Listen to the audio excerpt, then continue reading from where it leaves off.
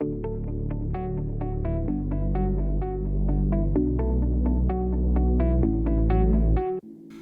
is a short review of a Lenovo Ideapad 5 with focus on the Ryzen 7 4800U APU with Vega graphics.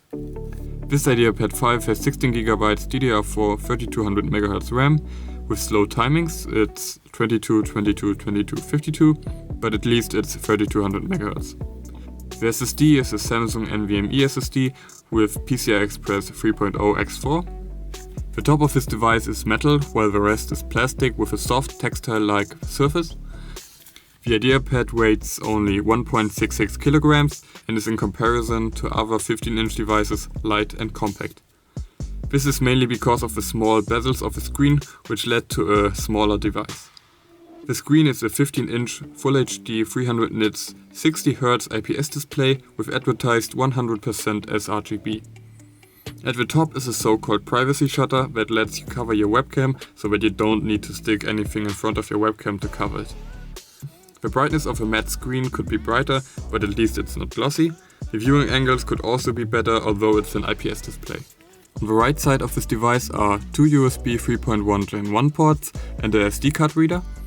One of the USB ports is always on, so you can charge a device while the laptop is turned off.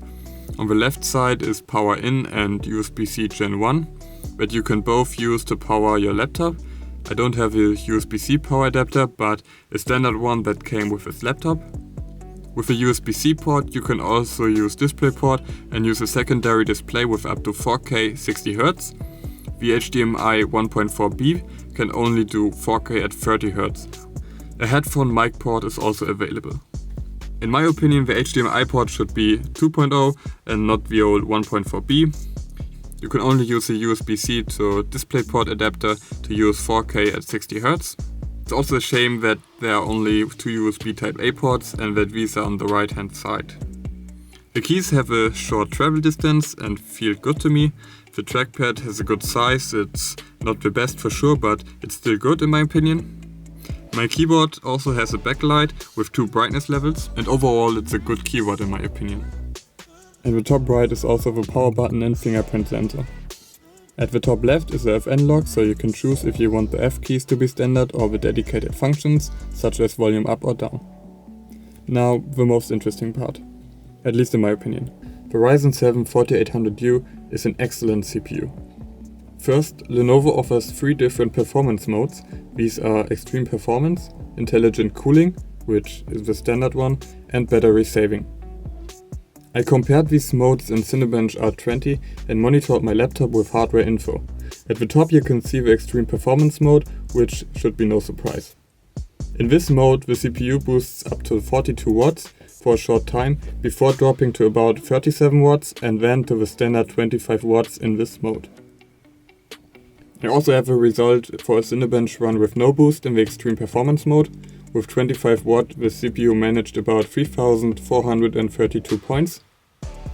In the Intelligent Cooling mode the CPU can boost up to 30 watts and then drops to 22 watts.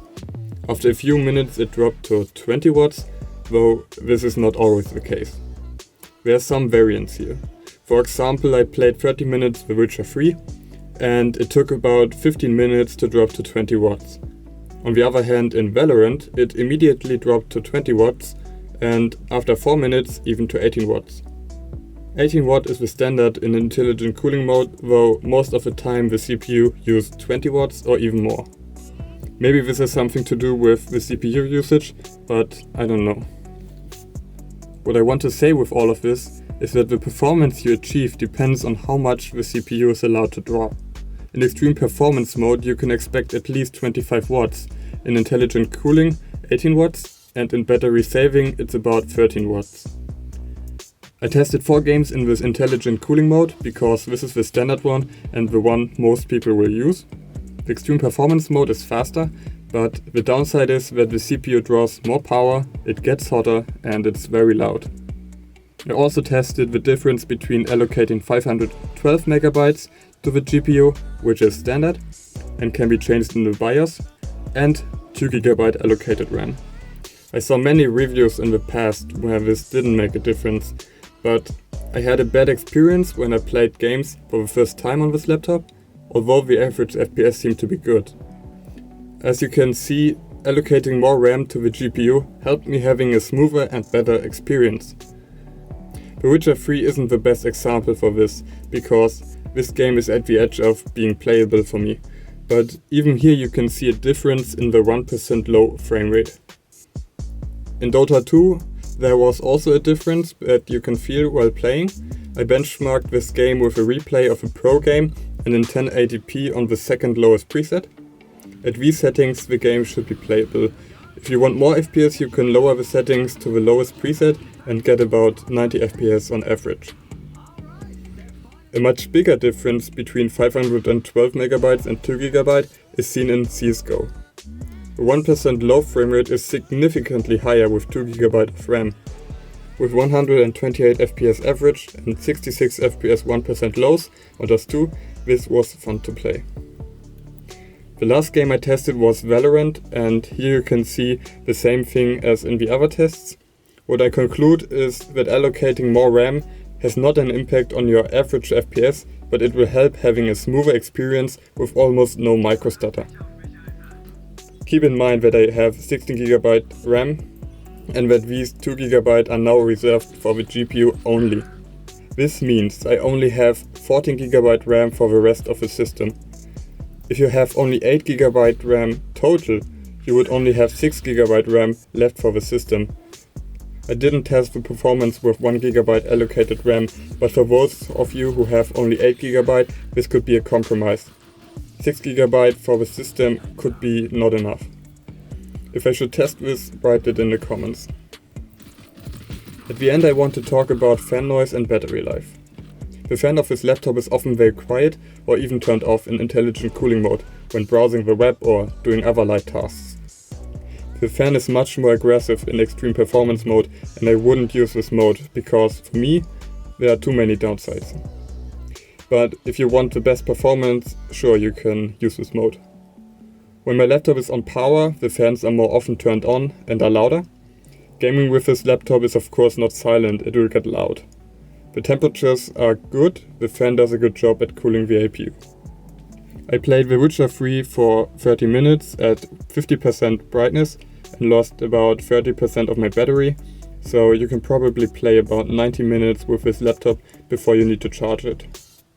I also watched YouTube videos for 3 hours at 50% brightness and I lost 26% battery. That's a very good value, I would say.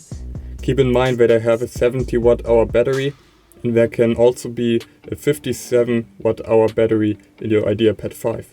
Read the specs carefully. Finally, we are at the end of this review. I've listed my pros and cons here, which are based on what I've already said in this review. I'm very satisfied with this laptop. Of course, there are things that could be better, but keep in mind what you are paying for this. I got a very good deal for this laptop and paid 660 euro without Windows. At this point, I want to thank the MyDeals community in Germany who made me aware of this offer, and I'm very proud to own one of these devices. You will probably not find this laptop for that cheap, especially not with Ryzen 7 4800U and the 100% sRGB panel. I can't even find this device with a 100% sRGB screen alone, which is a shame because the other screens have only 67% sRGB or something like that, and sorry, but that is crap in my opinion.